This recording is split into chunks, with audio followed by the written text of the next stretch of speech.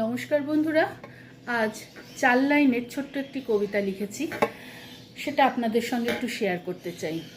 কবিতাটার নাম একলা।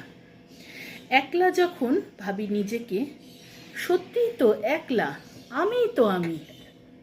না না, তোমার ছায়ায় তোমার মায়ায় তুমি একলা নও, জড়িয়ে রয়েছেন অন্তর্যামী। মানে আমরা শুধু আমাদের একলাই ভাবি, কিন্তু না, আর কেউ থাকুক বা না থাকুক, আমাদের সঙ্গে বা আমাদের অন্তরে অন্তর্যামী বাস করেন, এবং তিনি কিন্তু আমাদের চলার পথটা সুন্দর করে দেখিয়ে দিয়েছেন। আমরা কোন পথে চলব, আমরা কি কর্ম করব, এবং আমাদের সেই কর্মফল বা আমাদের ব্যবহারই আমাদের উপযোগী বা পথের পাথেয়, আমাদের চলার পথের।